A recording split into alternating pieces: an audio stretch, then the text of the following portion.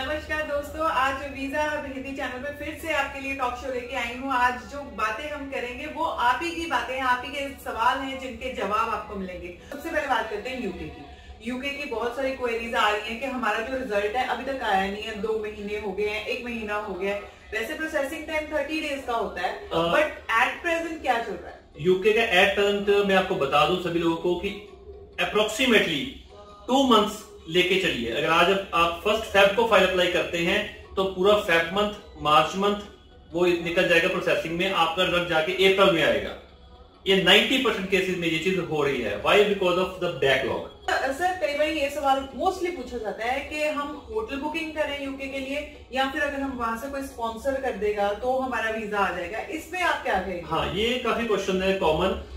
मैं ये एडवाइस करूंगा, अगर तो आपको वहां पर कोई जानता है, जान पहचान है, रिलेटिव है, आपके पास प्रॉपर डॉक्यूमेंट्स हैं उनके, तो फिर तो आप स्पॉन्सर मंगवानी है तो मंगवा सकते हैं, कोई इश्यू नहीं है। अदरवाइज अगर आपकी प्रोफाइल गुड है, आपकी ट्रैवल हिस्ट्री है, आप होटल बुकिंग पे अपने वीजा डाल सकते हैं, कोई इश्यू नहीं है। Travel history is not required in the case of UK. और चीज इसी के रिलेटेड पूछना चाहती हूँ कि हमें जो है बैंक स्टेटमेंट और आईटीआर की जरूरत होती है। कई कहते हैं कि 6 महीने पुरानी बैंक स्टेटमेंट भी चल जाएगी, तो आपके अकॉर्डिंग क्या होनी चाहिए बैंक? यहाँ कुछ लोग ऐसे भी हैं जो कहते हैं कि इकट्ठे फंड लवाइए और आप अप्लाई कर लीजिए यूके का, ये शेंगेन का। यहाँ मैं आपको चीज बता दूं यहाँ पर कि अगर आप यूके का वीजा अप्लाई कर रहे हैं, आपकी आईटीआर अच्छी है, आपके अगर बैंक स्टेटमेंट गुड है तो आप अप्लाई कर सकते हैं, लेकिन बैंक स्टेटमेंट आपके अप्रोक्सीमेटली 3 महीने कम से कम ओल्ड होनी चाहिए। और ये नहीं कि इकट्ठे फंड आपने दबा दिए और वीजा अप्लाई करना, ऐसे आपने बिल्कुल नहीं करना है।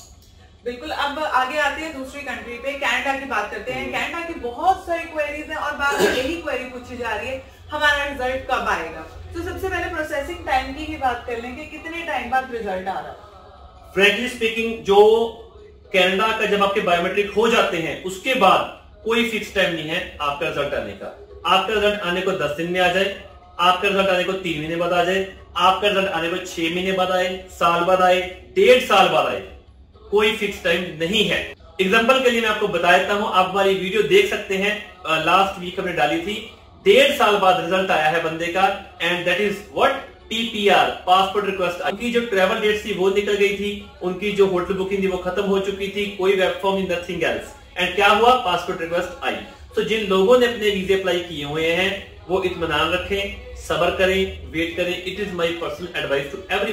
इसी के साथ एक और सवाल जो है इसके साथ मिलता जुलता है, वो ये है कि जो हमारी फाइल एक बार सबमिट हो जाती है तो उसका रिजल्ट जो है वो सीरियल वाइज रिजल्ट देते हैं, जैसे फेब, मार्च, अप्रैल? बिल्कुल नहीं। यहाँ बता दूं, ये सवाल 1-2 क्लाइंट्स का आया था, मेरे कॉल आई थी।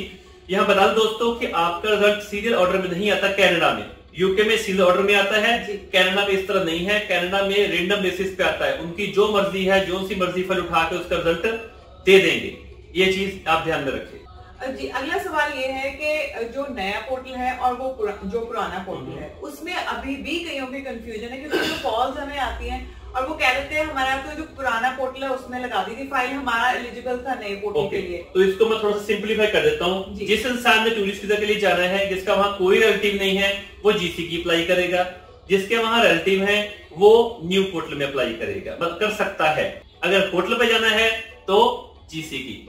अब कुछ लोग टूरिज्म बेस पे न्यू पोर्टल में फाइल अप्लाई कर रहे हैं, विच इज रॉन्ग। आप उस चीज को अवॉइड कीजिए तो बेटर। अगली बात करते हैं शेंगेन टूरिस्ट वीजा अपडेट्स की। तो हमें कॉल जरूर आ रही है, कह रहे हैं कि हमें शेंगेन अप्लाई करना चाहिए, हमें फ्रांस, नीदरलैंड या कौन सी ऐसी कंट्री करना चाहिए? शेंगेन के लिए इंद्रप्रीत इस टाइम कोई ऐसी प्रॉब्लम नहीं है। अगर अप्लाई करना है तो कर सकते हैं।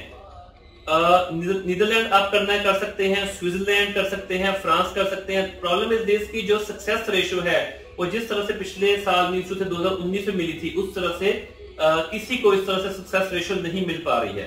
काफी लोग हैं जिनकी अच्छी अच्छी प्रोफाइल थी, उनके वीजा भी शेंगेन के रिफ्यूज हो चुके थे। तो इसलिए अगर आपने शेंगेन करना है तो मार्च में अप्लाई कीजिए और ट्रैवल डेट जो है वो अपनी जून की रखें, तो दैट्स मच बेटर और वीजा आपका आ भी सकता है। सर कई बार हमें ये सवाल सुनने को मिलता है, जो हमारे क्लाइंट्स हैं या फिर हमें वैसे जो हमें कॉल करते हैं वो हमें यही कहते हैं कि हमने पूरी फैमिली का अप्लाई करना, चाहे यूके है, कनाडा है, शेंगेन है, कोई भी कंट्री के लिए। तो आपके अकॉर्डिंग क्या है, पूरी फैमिली को अप्लाई करना चाहिए? अच्छा सवाल पूछा आपने। अब यहाँ पर एक बात मैं क्लियर करना चाहता हूं कि पूरी फैमिली हम लोग क्यों एडवाइसेबल नहीं करते हैं, उसमें कारण आता है फैमिली टाइज का, जो कारण बहुत कॉमन है even in UK, even in Canada, even in Schengen. आपके पीछे कोई ना कोई टाइज प्लीज होने चाहिए, बट ये मैंडेटरी भी नहीं है। ये मैं साथ में इसलिए बोल रहा हूँ, कुछ लोग मेरी बात को पकड़ लेते हैं कि सर हमने तो फैमिली अप्लाई किया था, वीजा आ गया। So it is not mandatory. Maximum cases में क्या देखा गया है कि अगर हस्बैंड, वाइफ और बच्चे अप्लाई करते हैं तो वीजा रिफ्यूज हो जाता है। फिर वो लोग हमारे पास आते हैं, हम लोग पीछे एक दो बंदों को रखते हैं, मतलब कि बच्चों को छोड़ के हस्बैंड वाइफ कर दिया या अकेले हस्बैंड ने कर दिया, देन वीजा ग्रांट हो जाता है। वो क्यों? So the basic thing is that कि फैमिली टाइज की प्रॉब्लम आती है, और जिस बंदे पूरी फैमिली अप्लाई करते हैं अगर उनका रिफ्यूजल आता है तो उस पर लिखा होता है कि due to family ties under section 179B। So इसलिए हम एडवाइजेबल करते हैं कि हो सके तो फैमिली में से हस्बैंड या वाइफ कर, हस्बैंड वाइफ इकट्ठे कर लें या हस्बैंड अकेला कर ले, पीछे अपने फैमिली मेंबर्स कोई ना कोई छोड़ो। और एक चीज यहां बहुत इंपॉर्टेंट बोलने जा रहा हूं, what is your family? It includes husband, wife and kids, not your parents, not your brother, not your sister. ये चीज हमेशा ध्यान में रखें। मुझे लग रहा है कि जो हमें अभी तक सवाल पूछे थे, हमारे जो भी सब्सक्राइबर्स हैं, हमारे क्लाइंट्स हैं, उनके अब जवाब मिल चुके हैं। अगर फिर भी आपको कोई डाउट है तो आप हमें कमेंट बॉक्स में अपना सवाल जरूर लिखें, हम उसका जवाब इस टॉक शो में जरूर देंगे। वीजा हब हिंदी को ऐसे प्यार देते रहें। शुक्रिया।